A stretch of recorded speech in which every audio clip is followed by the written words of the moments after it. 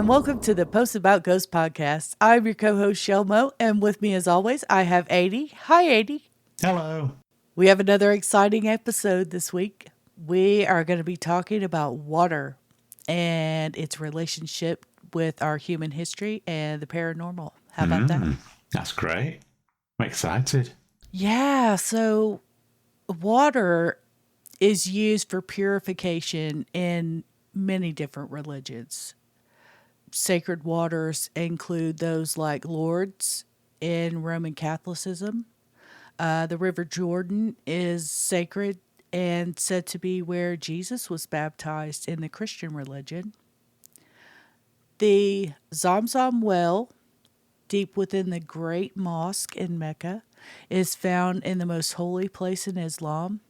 And the River Ganges is important in Hinduism.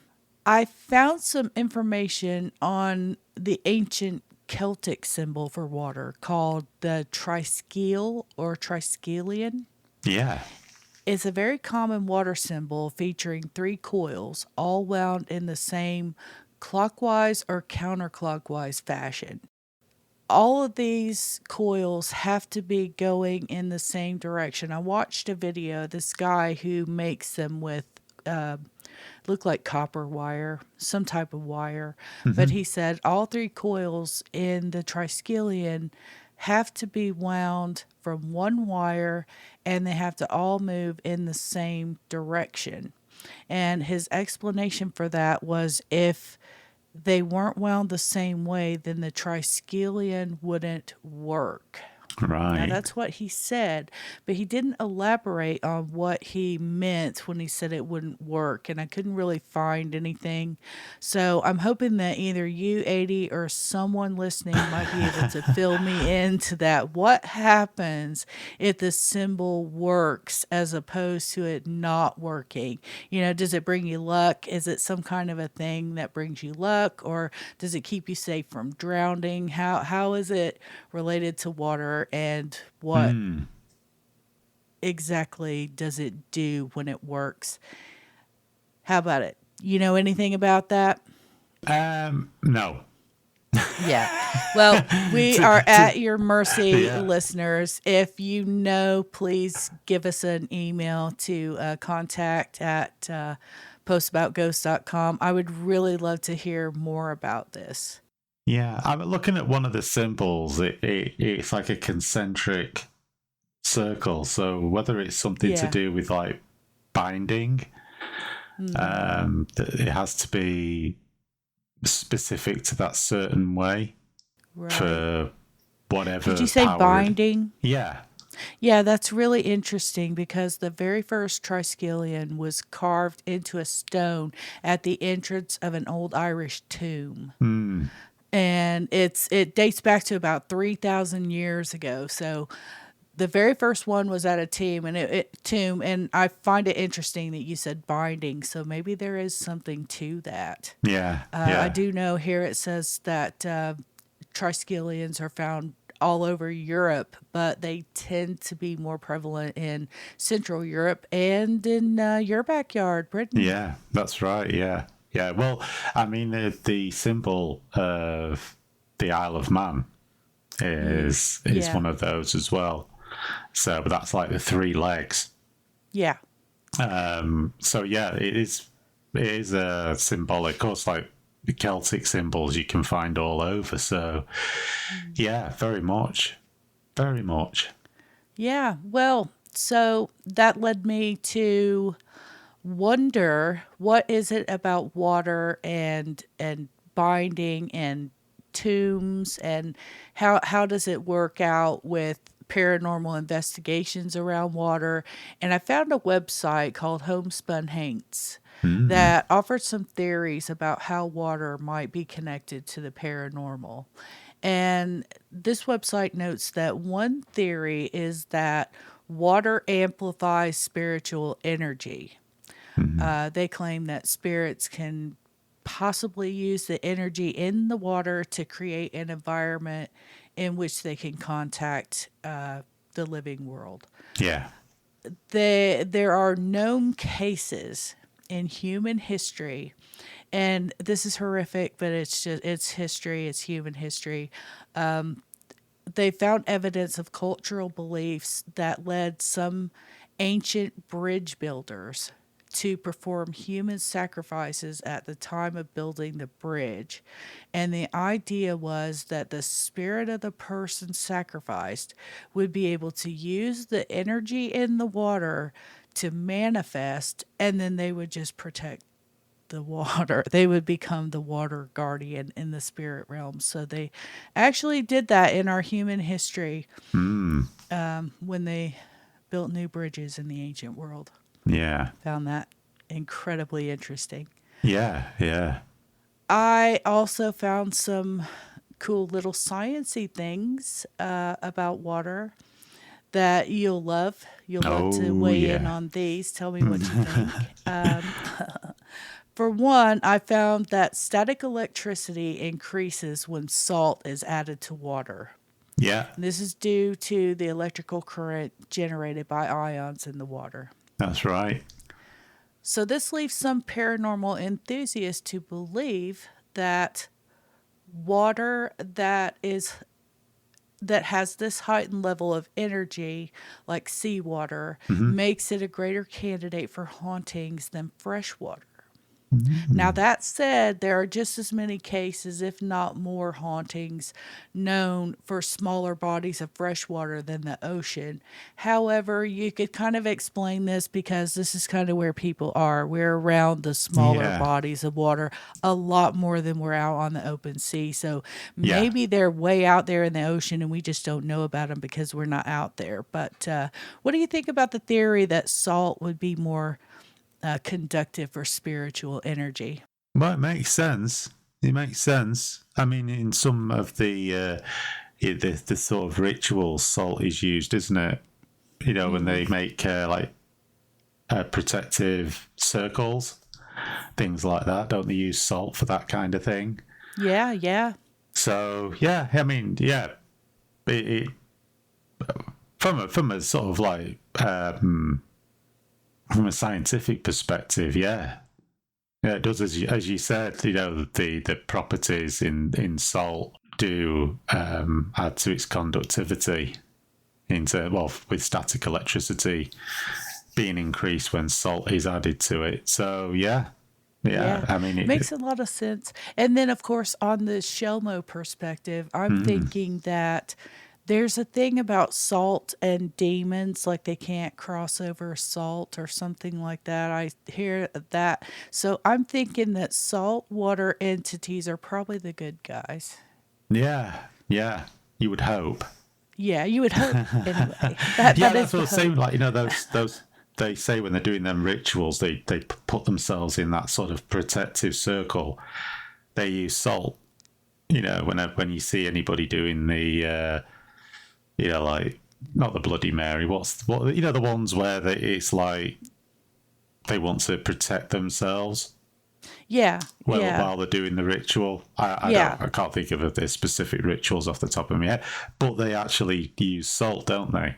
Yeah, I tell you what, one is speaking of ritual, I do know that they do that in the I think it's the Midnight Man thing. They do what they That's the do one I from was trying to inside the think of. salt circle, I think. Yeah, yeah. Yeah. And it's a purification thing as well. Like, salt is Yeah. used in preservation and also purification. So, yeah, it has like Yep. cleaning properties, doesn't it? Salt. Like the old traditional thing, you know, if you had a cut, you put salt on it. I mean, it hurts Oh like yeah, hell, but yeah. it actually has a purification property to it as well. Yeah, salt in the wound, yeah. Yeah, yeah. I know that because when I had a wisdom tooth removed, they said to improve the healing and accelerate the healing was to rinse my mouth with warm salt water. Yes. So yeah, it actually accelerates the healing process. Well, there is another science study. Mm. It shows that bodies of water have higher EMF readings than the land and the air around them. Yeah.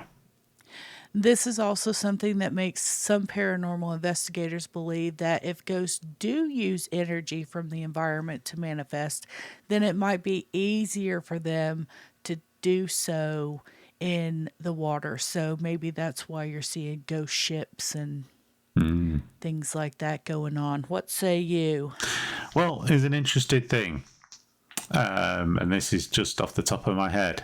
Now, I remember when I went to Niagara Falls, that while I was around the falls, I would notice that certain strands of the hair on my head would start to stand up Right. because the energy of the water flowing over the falls it actually does create energy, funnily enough, like an electrostatic thing, because there's also a power station there as well that draws power from the actual energy of the water going over the falls. So yeah, it makes sense that there would be higher EMF readings due to the actual flowing of the water itself, the energy that it creates through just the flow of it, like in rivers and stuff like that. Yeah, that I can well believe that. That's because I've physically experienced it. I wonder why we don't see more paranormal shows about experiments on the water. I guess in some cases it's probably quite difficult. It's Might like be.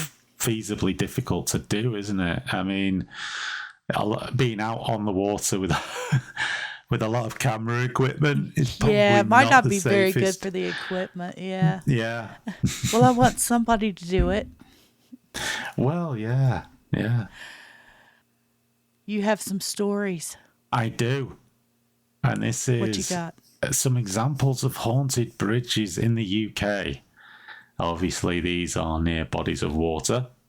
Well, I think all of them are near bodies of water. It should be. Anyway, well, most of them are anyway. So, we'll start off. And this week, by the way, I'm sticking to things I can pronounce. I just want to put that out there with this one. Chicken. Yeah, I am. Buck, buck. Because I've had many weeks. It felt like every episode I was presented with the words that were nigh on unpronounceable. And I'm not doing that this week. So there we go. So the first one is a story of a skeletal woman in Garstang, Lancashire. And this is described as a haunting manifestation. Have you heard that phrase before? Haunting manifestation? Haunting manifestation. No, I don't believe I have. Well, this is how it was described. So, anyway, well, quite a few of these have this description. Anyway, this apparently is a woman who was murdered on the bridge at this place in Garstang, Lancashire. It doesn't actually specify what bridge it is, which is great. The apparition is said to haunt not only the bridge, but also a nearby lane and places in the surrounding area as well. And she tends to appear by the side of the road wearing a hood, and when approached, she removes the hood to show a white skull face. Lovely. It is also reported that she chased a postman. So it's not only dogs that chase postmen, it would seem, and only ceased the pursuit after he ran past a graveyard in which it is said that she vanished in there. So there you go.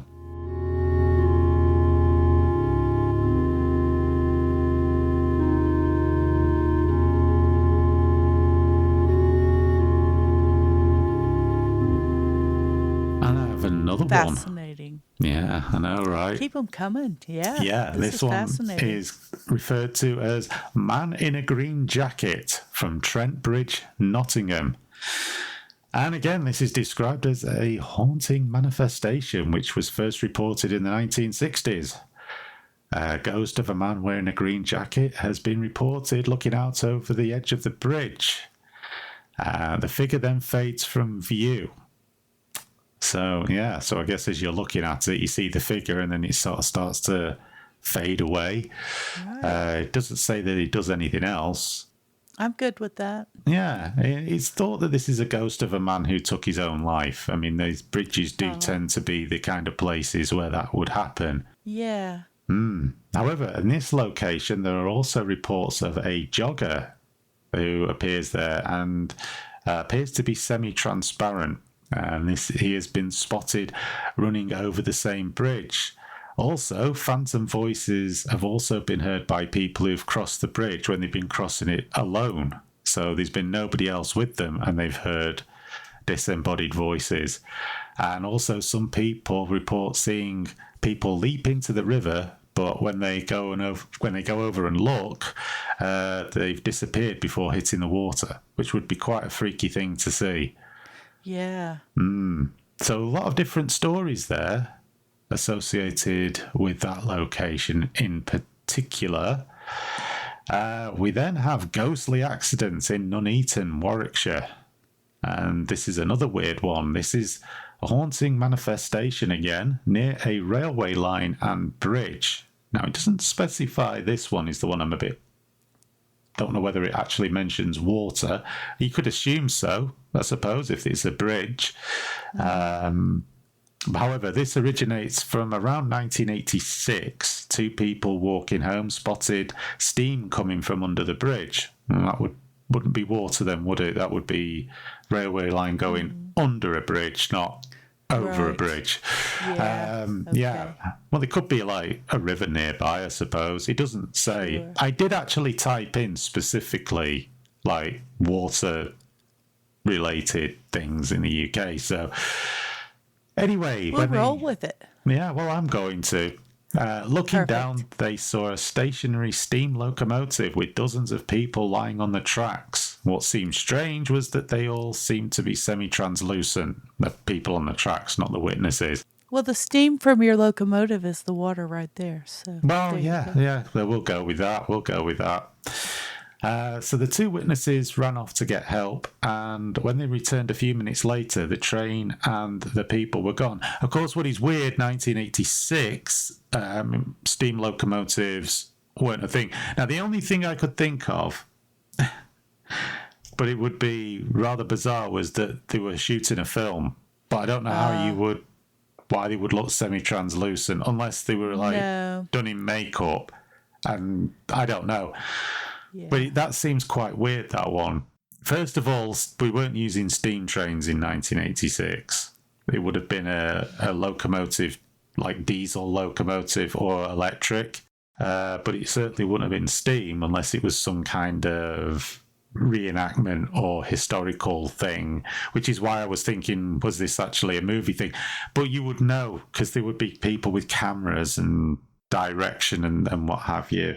It wouldn't necessarily just be that. So yeah, I say when they returned back, the train and everyone was gone. On I go with this. We have Yes, keep Tall going. Woman in Black, Blackfriars Bridge in London. And again, with this haunting manifestation description dating back to the early 20th century, another postal worker, saw a tall woman dressed in black standing on the edge of the bridge. She then proceeded to leap into the river. The postal worker rushed to help her, and he intended to jump into the river after her. I'm going to assume this is the River Thames. However, a nearby police officer also rushed to help. However, it wasn't the woman he went to help, but the actual postal worker instead. He grabbed the postal worker, stopping him from jumping into the river. And the policeman then told the worker that the woman had previously leapt to her death from the bridge, and this apparition is repeated daily. The postal worker did actually return, and he did actually witness the woman repeat the same jump, according to the story. So there you go. That's amazing. That would be terrifying. yeah, that would. And the last one I've got, I thought I'd end on something a little bit more light-hearted, because the others sort of seem to be a bit grim. And this Oh, is yeah. this is a bit more mythical, should we say? I shouldn't really say that, should I? Maybe I should just say more magical. And this is Bellona Bridge on the Isle of Man. And apparently, on the 20th of June every year, the fairy population comes out in force around this bridge. And Oh, if they are not wow. acknowledged, then it is said that they will make their presence known. However, in the description I was reading on there, it didn't actually detail how they make their presence known. Mm. So, yeah. If you know, you know. Well, yeah, I guess so. Now, the source of those stories are from the website, the paranormaldatabase.com. So I'm sure that link to that site will be in the show notes. But it's very interesting. Absolutely. It's actually Yeah. really good because they're just little descriptions, just pretty much as I've read out here. But it tells you where the locations are and what have you around the UK. So if you ever wanted to go to one of these places, it's a pretty good resource for all of that stuff. All So there you right. go. Fantastic. Mm, What is the thing with fairies? You hear I these have no stories idea. about how they're cute little things with the wings, and then you hear these stories that they're tricksters and Yeah. scary creatures. What's your experience? You ever seen a fairy? No. No, me either. Okay, well, that's some local stories from the UK. Thank you for that. Mm. I actually have some stories from the US about haunted lakes. Ooh. Like the Great Lakes? The Great Lakes, indeed. How about Awesome. Lake Superior? Mm. Lake Superior is it's known by its Chippewa name, Gitchigumi. Wow. I'm glad you had to say that one. Yeah, Gitchigumi, and it is said to never give up its dead. Right. And there is kind of it's a sad and scientific reason. At the bottom of Lake Superior, the water stays at just about freezing to sub-zero temperatures. It's very, very cold. So decomposition is at a minimum. Yeah. And without bacteria decomposing and creating gases in the body, these bodies don't float. They stay down. The most famous shipwreck on Lake Superior is probably the wreck of the Edmund Fitzgerald. Yeah. It was popularized at the time that it happened. This is in the 70s. Gordon Lightfoot wrote a song about it, and the song became super popular in the United States, and therefore the wreck became super famous in the United States. It happened during a blizzard on November the 10th, 1975. This was the largest ship to ever, and still is the largest ship that's ever gone down. That was another reason why it was very popular. All 29 people, the whole crew, lost their lives in this shipwreck. I was looking at this on Wikipedia. That ship was huge. Yeah, it was. The winds were 80 miles an hour. Waves were up to 20 feet high. It was just a very unfortunate thing that came out of nowhere, as known to happen on Lake Superior. And the bodies are still there. They went down in 1994, I believe it was, and they took a team down and they found the ship. Yeah. And in their filming, they captured evidence of one of the bodies that's still there. And I guess people were upset that they were bothering the graveyard, and Yeah. they stopped people from just going down there. You know, you have to get special permission as a scientist from the government of Canada, I believe now, to even go down there. But they asked people, you know, to respect it and leave it so that's kind of where it is with that right now. There's another shipwreck Now, that was much earlier. Oh, go ahead. just to say quickly on that one, so did they actually treat that as like a Yes, grave site now? Yeah, yes, that one is a grave site. yeah, There is another shipwreck that happened much earlier. This was December 1927. Another blizzard out of nowhere. And this was a ship called the SS Kamloops. right, With this one, winds were 20 to 30 miles an hour, sub zero temperatures. The last message that they got from the ship before they lost it, they were making contact and they asked how they were doing on the Kamloops, and the radio transmission came back, "We're holding our own." right, And that was, I believe they said about 7:30 that evening. That was the last transmission they ever heard. There was never any SOS, never any kind of call for help, no distress. It just vanished, and they found it as well. But it was, I think, decades later before they actually were able to find it.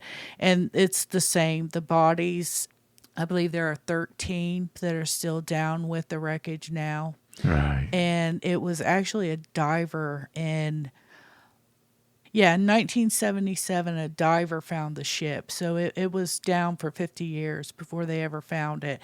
And it's 260 feet below the surface. So you can imagine sub zero Yeah. temperatures, 260 feet below the surface. The bodies are perfectly preserved, as well as everything else. They said the whole thing is in perfect condition Yeah. under the water. I would assume that that is a grave as well, a grave site. Yeah.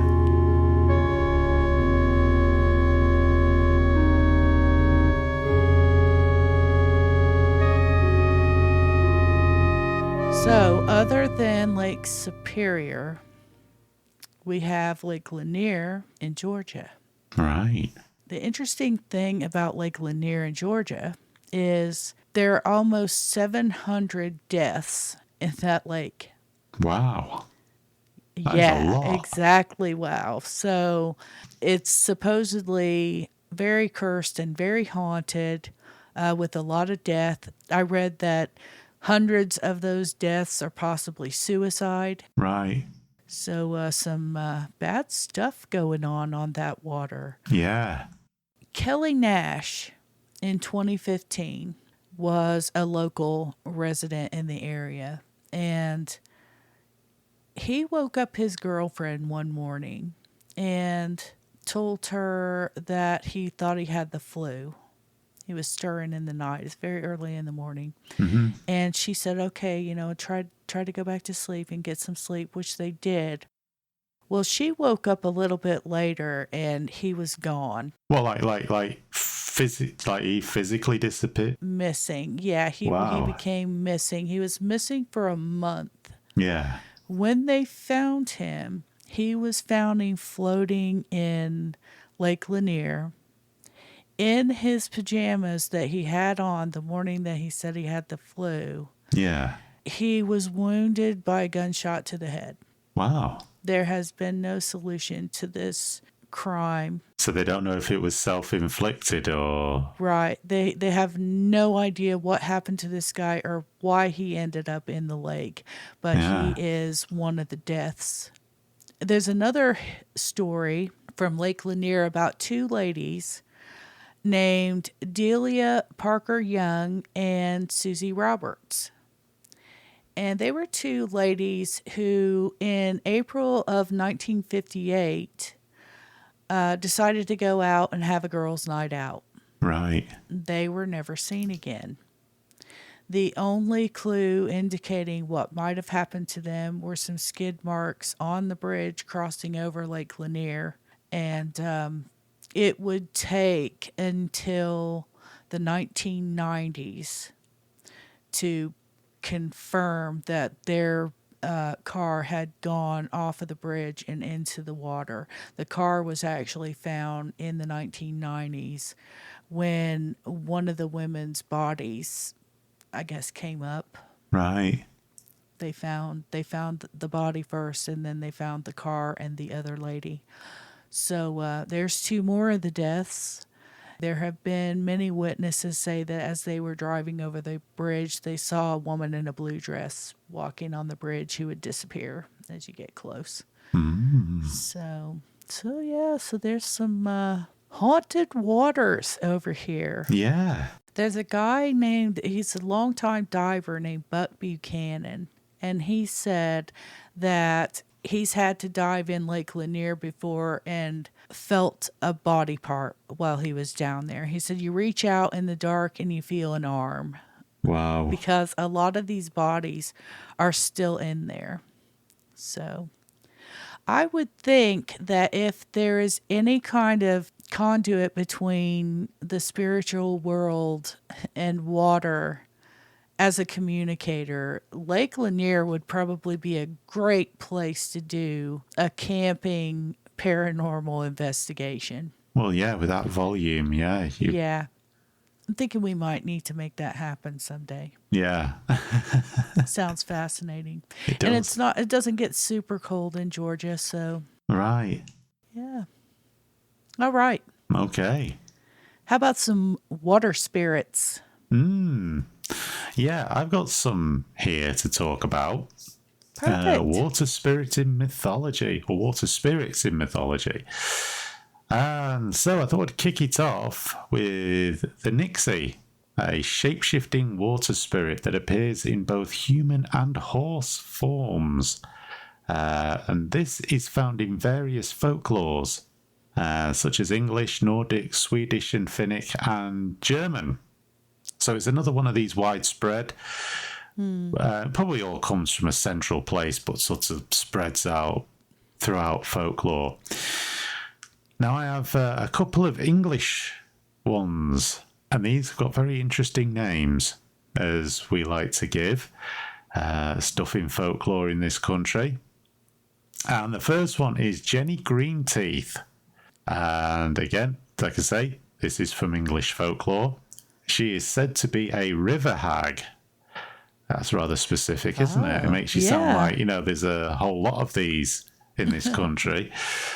And she's said to pull children or the elderly into the water and drown them. Oh no. Yeah, and interestingly, this name is also used to describe pond or duckweed, which is a form of weed which is like a continuous mat which covers bodies of water, making it potentially very hazardous. Jenny herself is described as having green skin with long hair and sharp teeth, and her name is derived from that of the Grindilo, which also has the names of Grendith or Grinteeth. So Grinteeth, I like that one. The next one with another awesome name that sounds like it could be somebody from the World Wrestling Entertainment roster is Peg Power. It also could be thought of in another weird way. Anyway, this is described as another hag. We like our hags over here, apparently. Apparently. Yeah. And a water spirit from English folklore. She's similar to Jenny Greenteeth. They should set up like a tag team, I think. That'd be rather impressive. And again, she likes to drag children into water if they get too close to the water's edge. She's regarded as now we call it a bogeyman, you call it a boogeyman. Yes. Figure, which is invoked to scare children into behaving themselves, which I think is actually probably the source of a lot of these things, considering it's all about telling kids if you go near the water, then Peg Power or Jenny Greenteeth will get you. This particular legend stems from the River Tees, which is up in the northeast of England.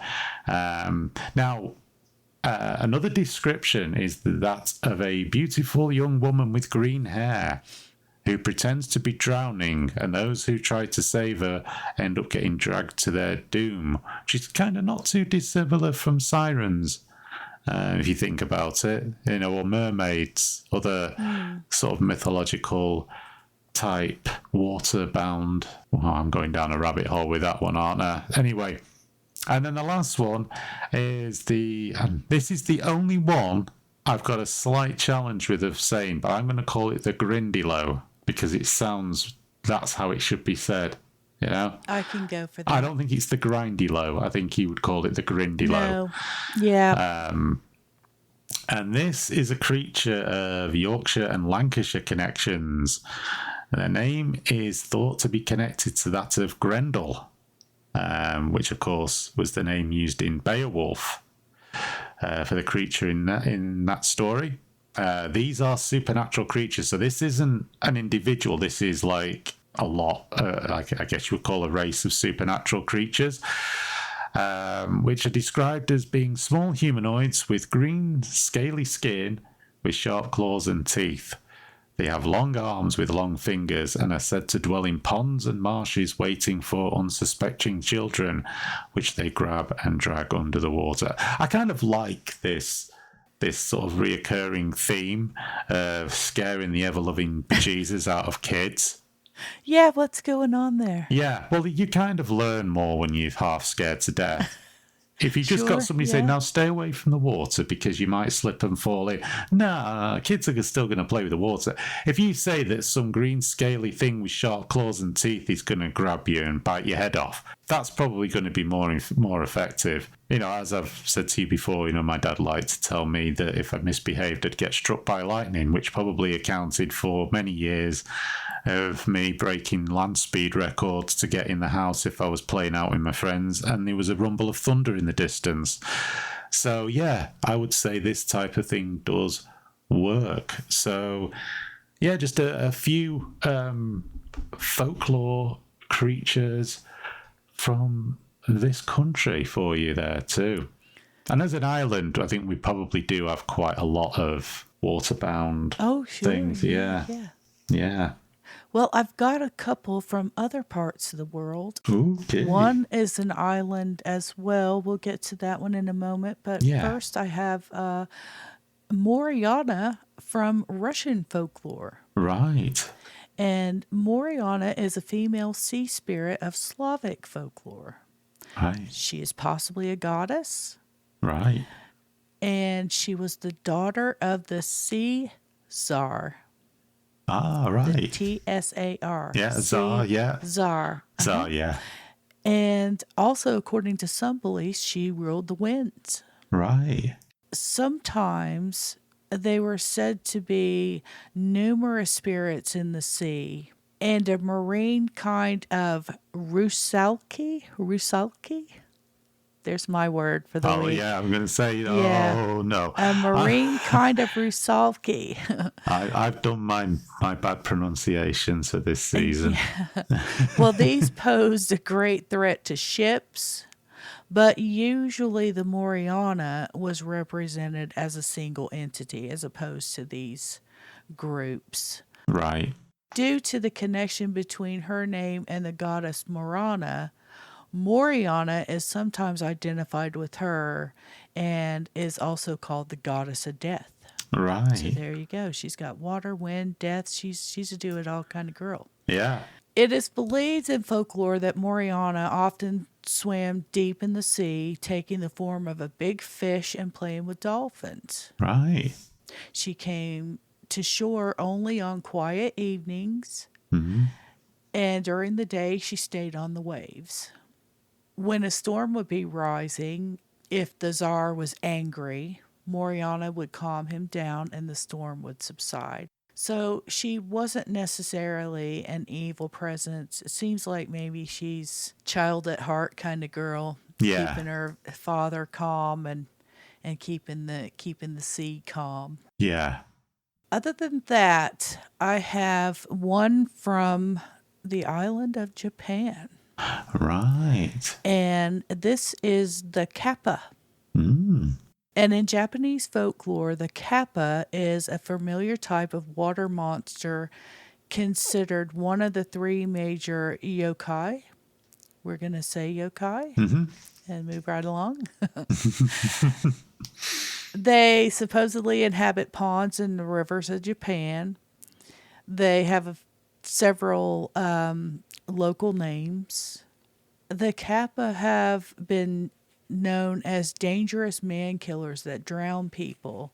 They also target horses and cattle Right. to be dragged into the water. Later, they became known, though, as mischievous beings that get punished, and in exchange for forgiveness, they perform labors for people or reveal a secret medicinal recipe. Right. Now, I believe while we were looking into this, I showed you an image and you found a connection to the Kappa and one of our favorite video game characters, did you not? I certainly did, because if it is remotely possible that I would know something like that, then Yeah. I would find it. What'd you And find? well, it was when you showed me the name Kappa, and I kept thinking, Animal Crossing. There is a character called Cap'n. He's the captain of a little boat that you Yeah. go on to visit islands. And at first I was like thinking, they can't be, But then it turns out he is. I did a bit of research and he's not a tortoise, he is a kappa. Yes. And when I looked at his character and compared it to an old drawing, you can actually see the similarities.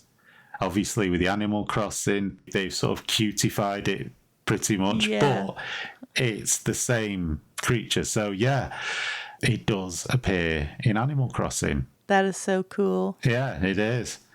It is. And he sings little songs as well while he's taking you about in the He boat, does. these little funny songs. Yeah. So yeah, I just thought it was interesting because like so many of these things you don't really associate with until you actually sit down and Get into the get history. into yeah, and this just came through, simply through playing a video game and then sort of twigging the two things while we were doing this. And it was literally before we started to record the show as well. I was just like, that name Kappa, that there is a character in Animal Crossing. I'm going to see if there's any link, and there is. Yep. So You there you found go. I did. That is awesome. That's my random gaming factoid for the week. Well, I tell you what, there is so much that connects the paranormal to water. Yeah. There's just no way to cover anything in great detail and have any time for anything else. No. And there's no way to cover every topic. So I would love to revisit water and the paranormal again. Yeah. We'll probably do another episode of this sometime in the future. And if anybody is interested in breaking down any of the individual stories that you heard today in more detail, let us know and Yeah. we can do an episode like that as well. There's just so much. Yeah, I'd like to do like a deep dive into some of these things because we do cover a lot.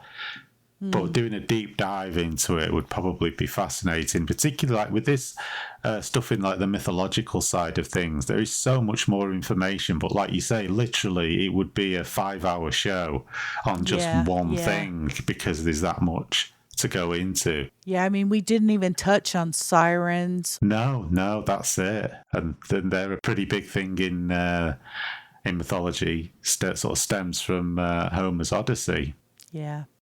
Well, I think we should do this again. We should. And until then, next week, we are going to take a little look at fire and the paranormal. Yes. Well, until then, you can find us on X. We have paranormal conversations there at postsaboutghosts.